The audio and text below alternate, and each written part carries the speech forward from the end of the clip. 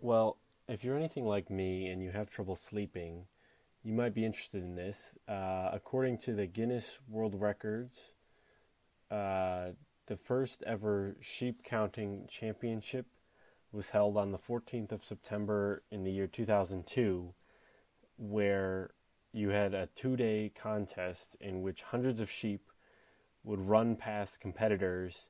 And it says here that they would actually try and guess a precise figure instead of counting them, but that doesn't really make sense. Why wouldn't they actually count the sheep? I'm not sure why they're all trying to guess. That's not actually counting if you're just guessing. Anyways, a guy named Peter won by correctly counting, or I guess guessing, 277 sheep.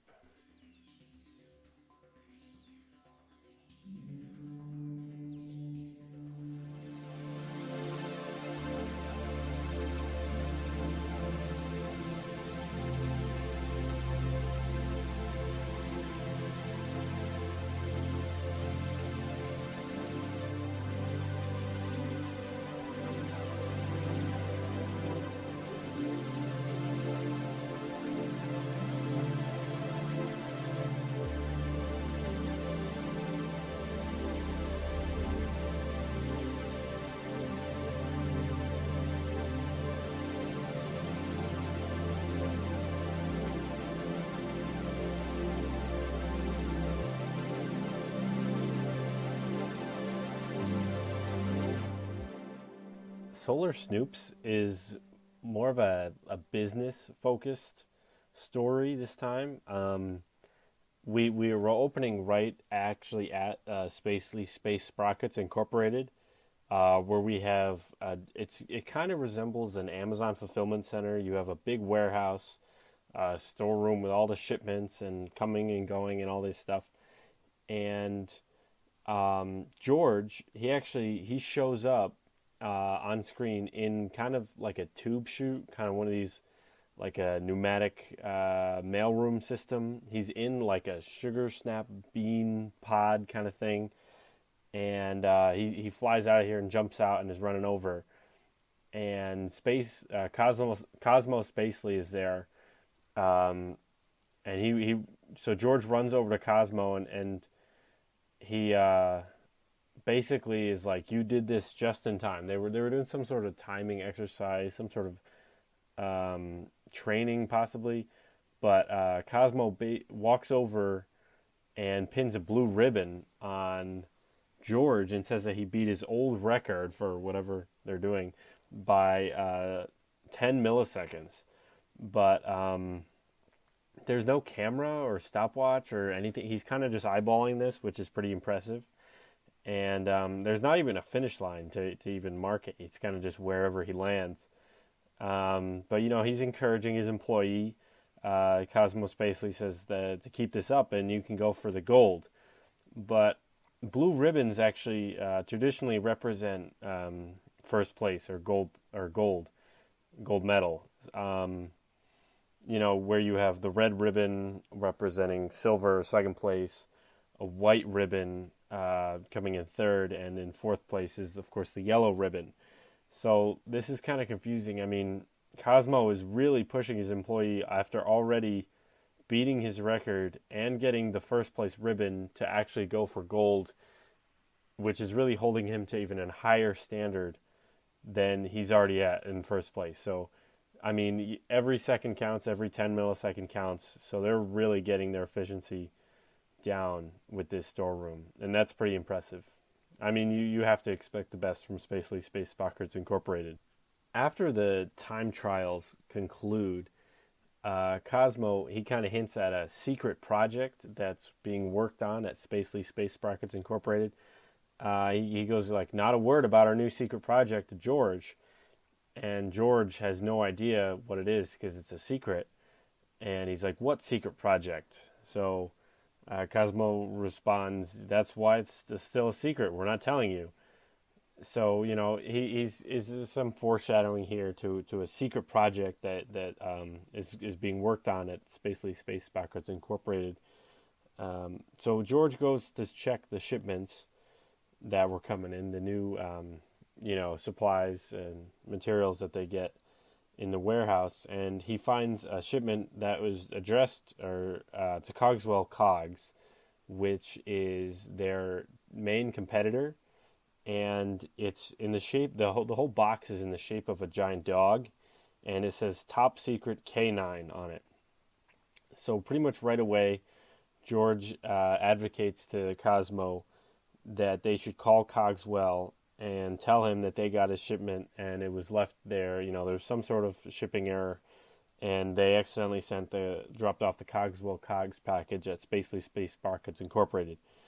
So I know I'm saying the names of the companies. As kind of as a side note, this show is from a time when people who shared their name with the company still worked at or owned the company, and I'm not sure why I included this side note. It's written down here. So Spacely is against telling Cogswell that his shipment was there because he's grumpy and he's their main competitor. So any sort of advantage he can have, he's definitely going to take it.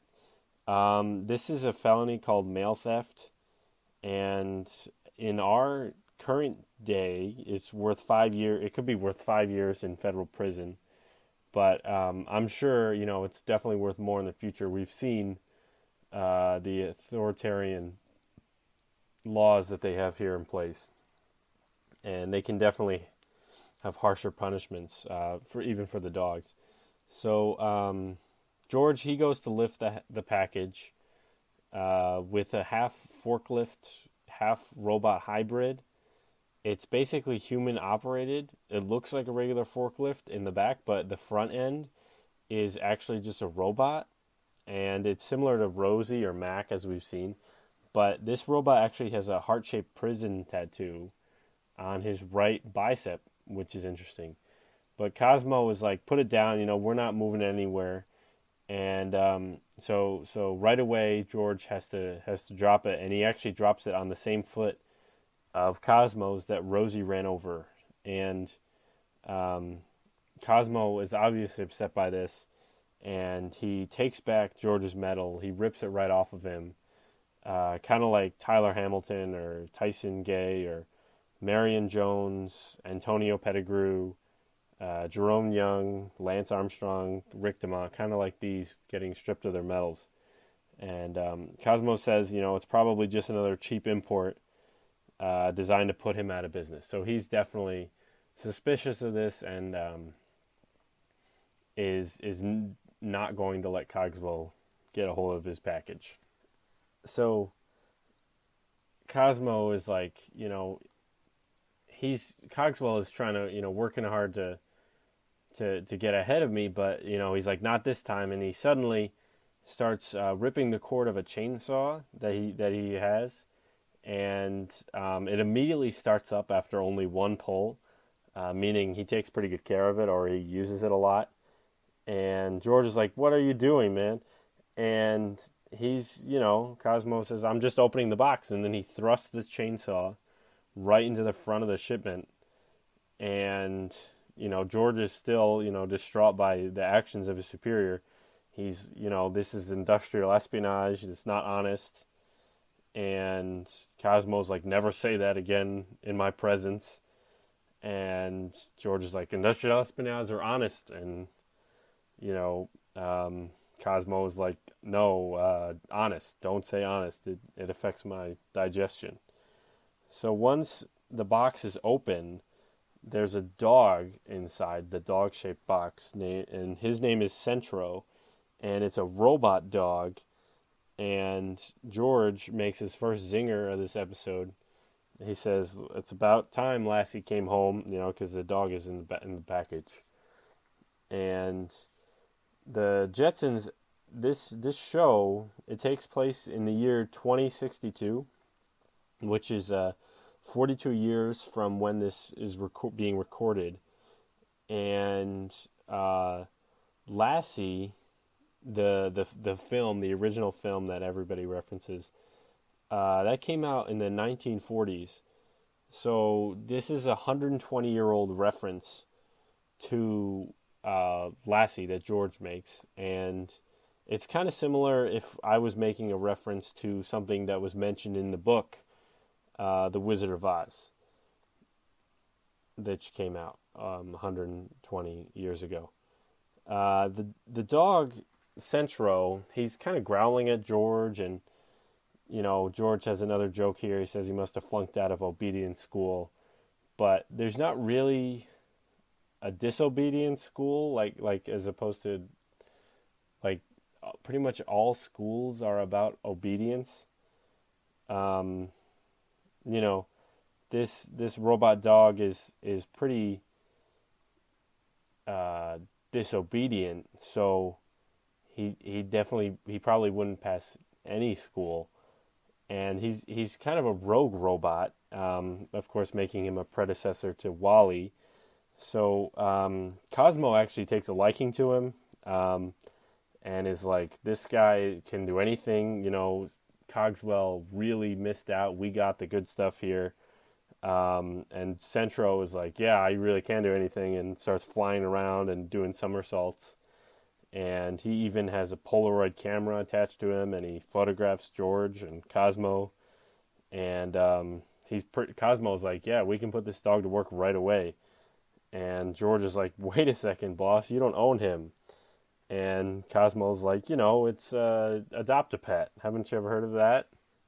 And Cosmo goes on. He's like, I'm adopting him until my chocolate microchip is perfected. And when you first hear this, a chocolate microchip is something that you're not familiar with. So this could be an expression saying, like, as if I'll adopt him until pigs fly. It's like, does this mean he's just adopting him indefinitely? But it actually is referencing the secret project, which George soon discovers. Spacely takes George to show off this chocolate microchip prototype. And Central comes along, and he's going to guard the vault holding this chocolate microchip. So Cosmo explains that with this new prototype, the first step is you eat the chocolate microchip, and then the second step, once it's digested, it turns into a walking lunar computer with interchangeable drives, which is pretty cool. And that's the new technology that they're coming out with. And George is like, he's not too impressed by this, which Cosmo was upset by. George is like, I've already seen this in the Gears and Robot mail order catalog, which is, another zinger. He's making a joke about Sears and Roebuck, which I actually had to look up. Sears used to be a large department store in the United States. With that, they actually had a catalog they sent out, and they pretty much just leave Centro to guard the prototype in the lab. It's a big vault in the lab, and it's all locked up. And Centro, guard dog, pretty much perfect fit for the job. So as they're walking away, George unveils his new idea for a company slogan, which is a sprocket for every pocket. But putting a sprocket in your pocket might actually hurt because they have the edges and the teeth. But once they leave, actually, Centro's head, it kind of like pops back, kind of like Iron Man style, and a man with whiskers reveals himself to be hiding like within Centro, and he remarks, oh, this is the oldest trick in the spy book. I'm doing the Trojan horse thing, and that's actually correct. That is the oldest trick in the spy book. And this guy uses a radio, and he identifies himself as Galacta Sneak.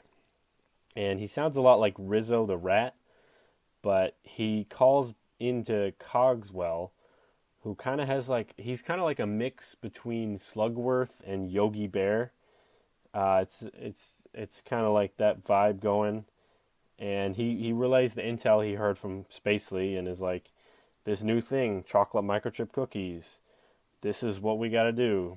This is what we're gonna steal. So, Galactus Sneak, he's pretty cocky. He's already fooled him, and he says, all I have to do is put on the dog, and he's he that's a pretty good joke. That's a thing people used to say, put on the dog. Um, and he also says, I'm a freak for chocolate. He really likes chocolate, so he's a good fit for the job, and I think he's going to do uh, what Cogswell sent him here to do. In a new scene, we kind of get our first look into Cogswell's office. He's talking to an associate who's kind of like a generic spaceman model. His name is Harlan, and he's like a generic Jetson character. Cogswell Cogs Incorporated is apparently entering the chocolate microchip business now that Cogswell has the information on the new secret project from Spacely Space Sprockets Incorporated, and he's telling Harlan, this is the new thing, and it's definitely going to be better than the uranium jelly beans from last year. And Harlan, he's kind of like an assistant. He's actually using a wooden clipboard that has a metal clip on the top, and he's actually using the astronaut pen that is later featured on an episode of Seinfeld. So Cogswell is putting out next order of business. He's actually going to put out a help wanted ad for a new executive secretary, and he starts listing some of the job requirements for Harlan to copy down.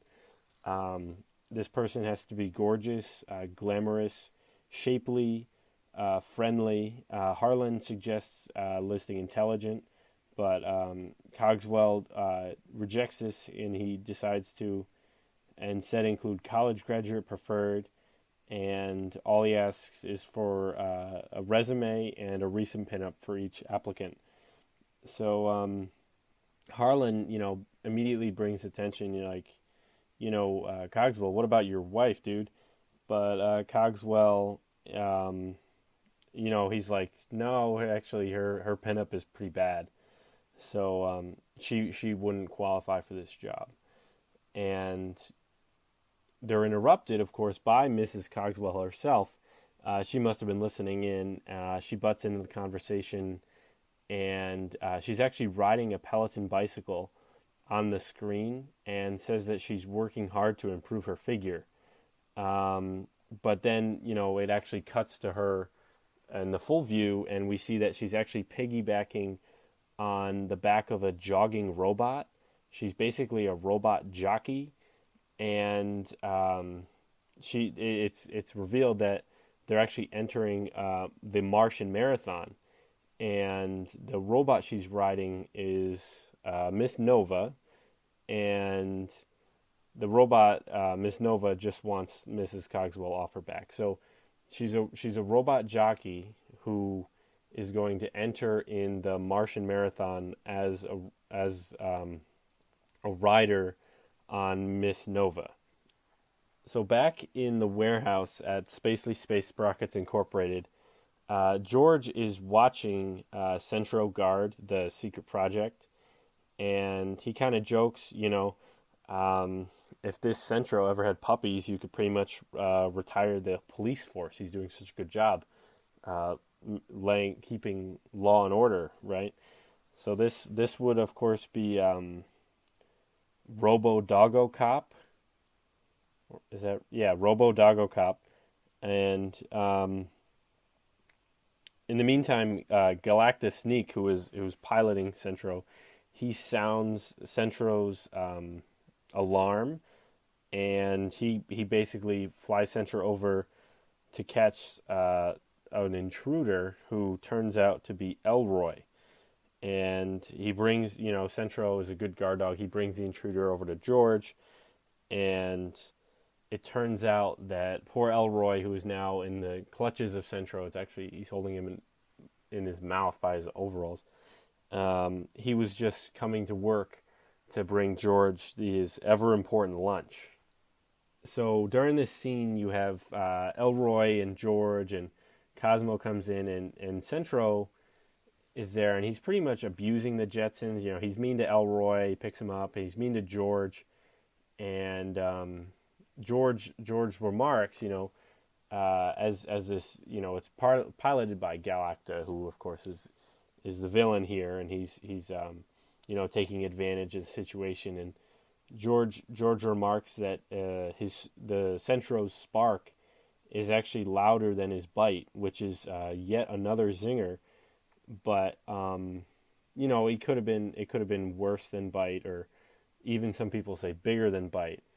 But in the course of this conversation, George almost spills the chocolate beans to Elroy about the secret project, but Cosmo makes sure to keep a lid on it. And Elroy, he's just happy to be okay. He remarks that he's glad that he's not the mailman, because in the year 2062 you have a mailman.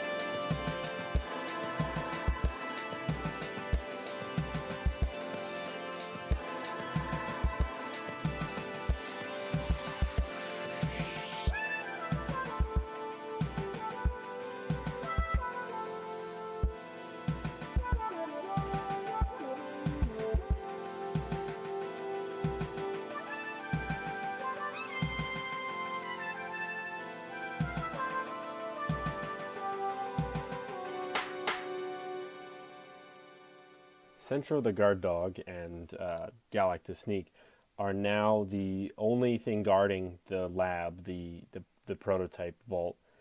And we see that Galactus Sneak continues to relay information to Mr. Cogswell. And in order to do this, of course, he has to pop his head out of Centro's head, kind of like Iron Man. So he says, preliminary operations underway, Mr. Cogswell. It's all going smoothly. But this is kind of a frivolous communication it's not absolutely necessary.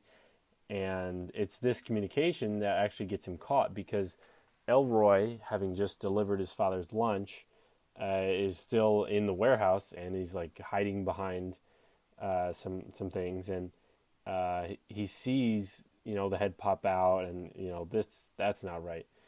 So this is pretty much in plain sight. He gets caught. So in the meantime, one of the applicants, or who we have to assume is one of the applicants for the new job at Cogswell Cogs Incorporated, goes by on the conveyor belt floor that's everywhere. In the warehouse at Space Sprockets Incorporated, she goes by and is, of course, seen by Galacta, who is inside Centro, and Galacta asks her out to lunch.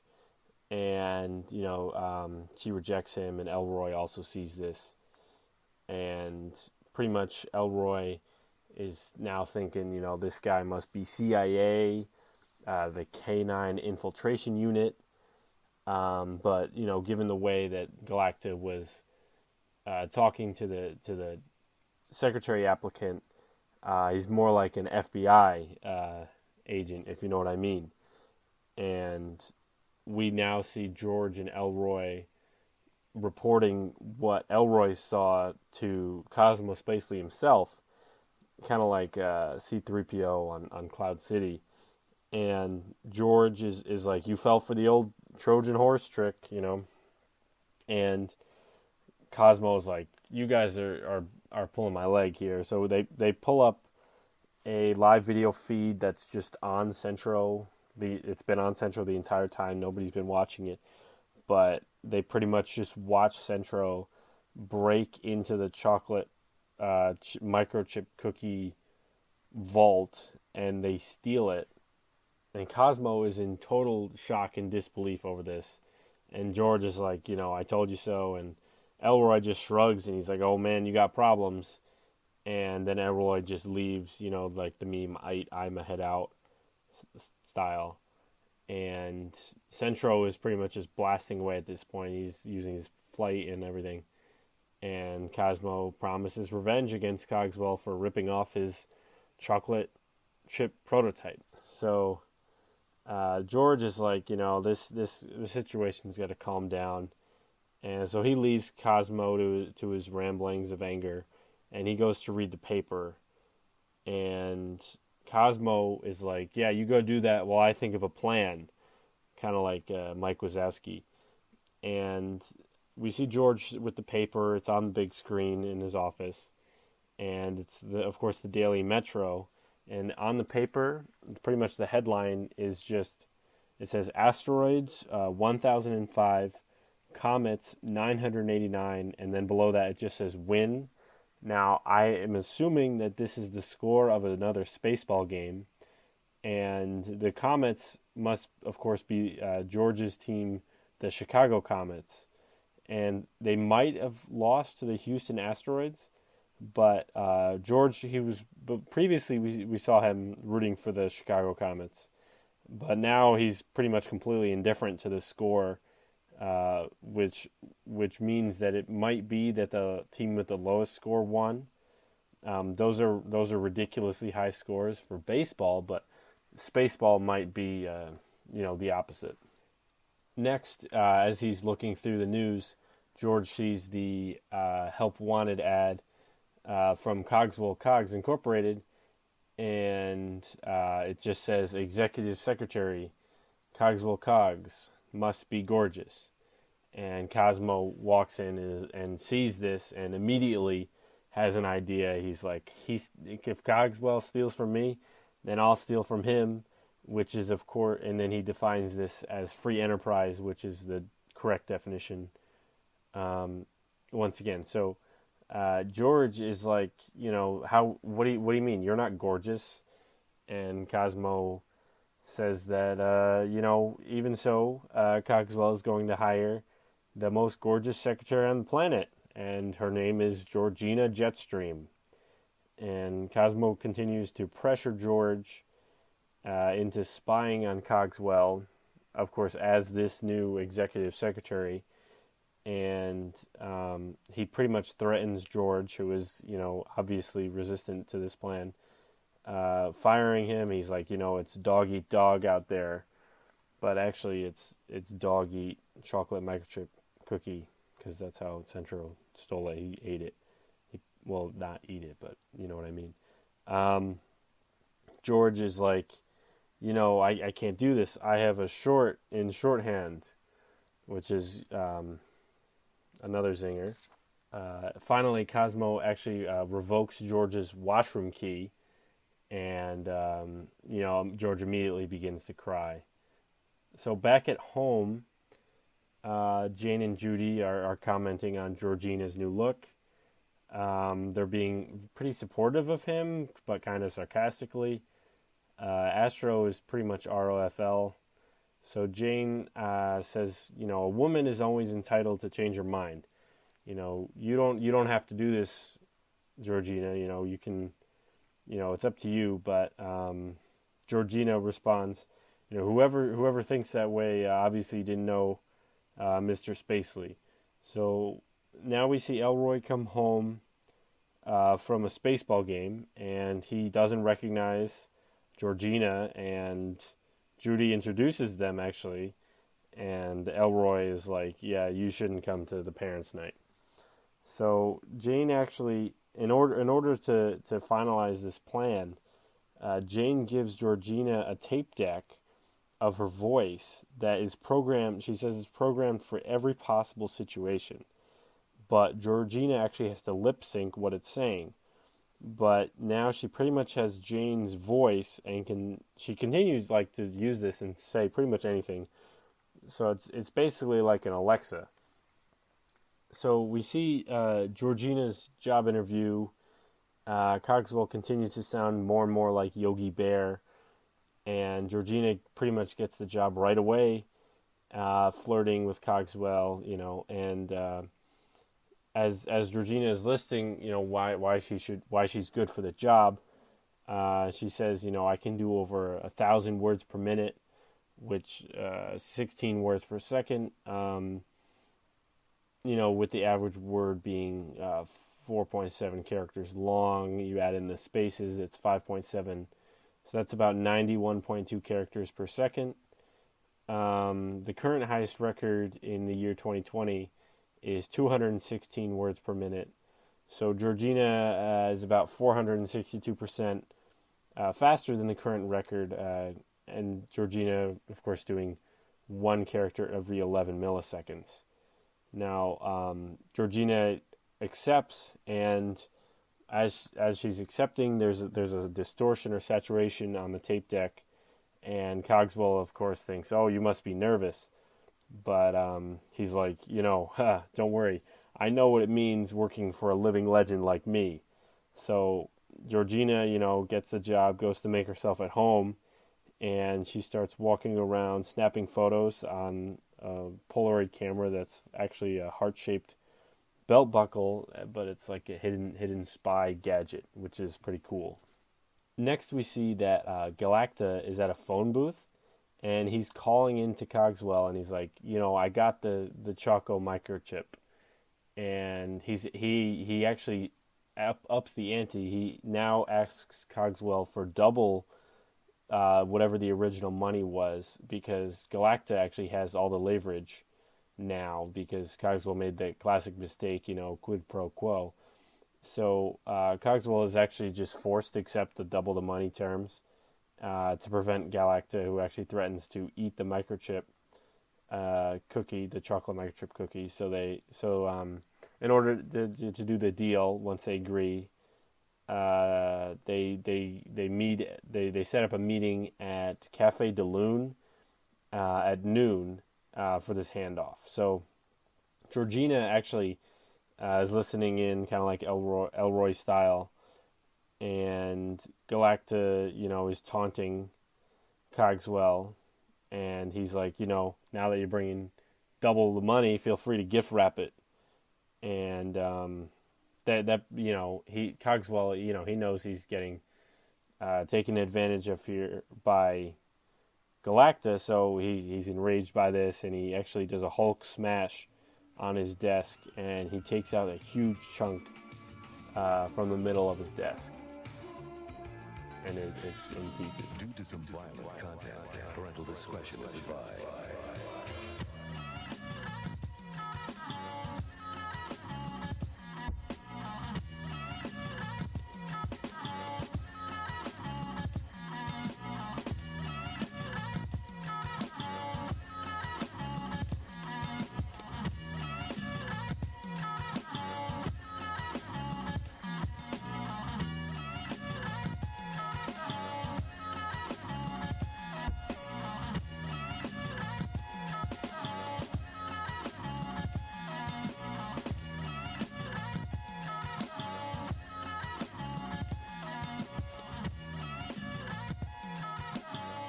Raise the system, bass is hitting.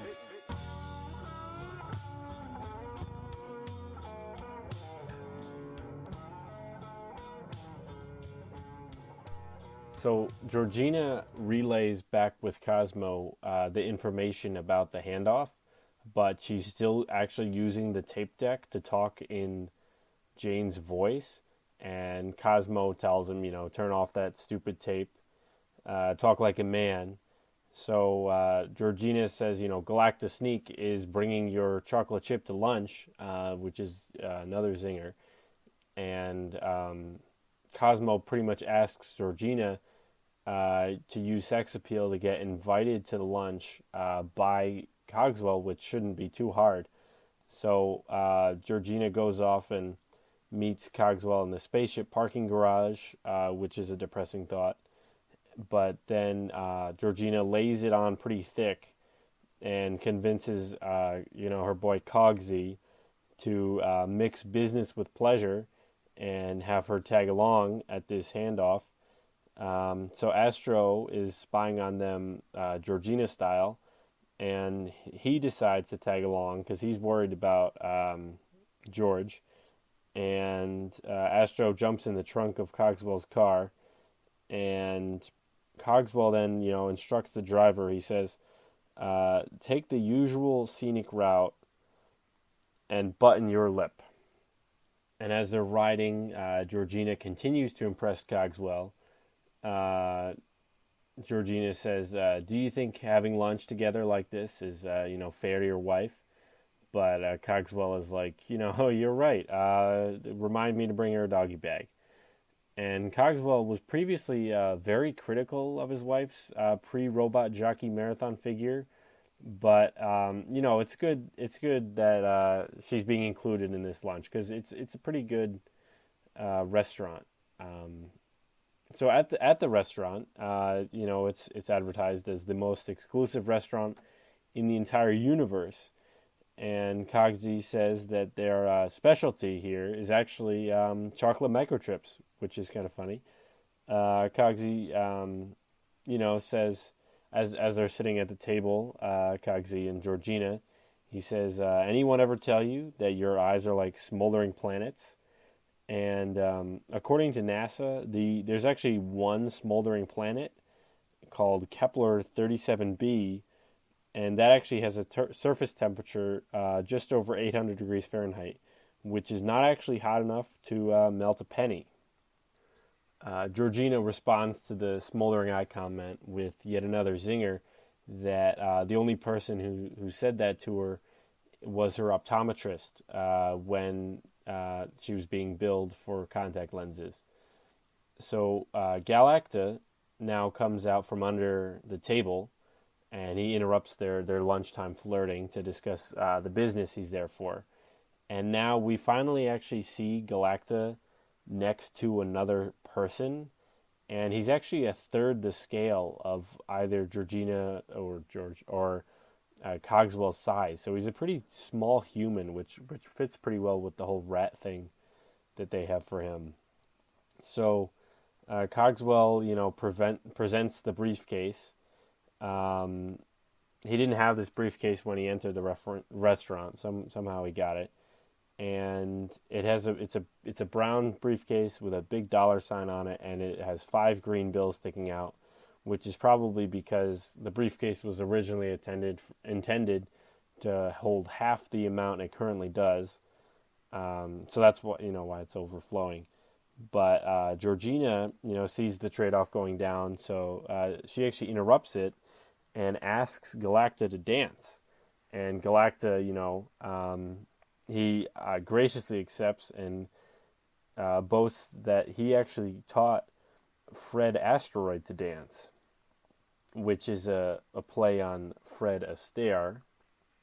But Fred Astaire actually learned to dance at the Albion Master School of Theater and Academy of Cultural Arts in New York City, which is interesting because Fred Astaire was actually born exactly 99 years before me, which puts us both in the American Film Institute's list of 100 years, 100 stars.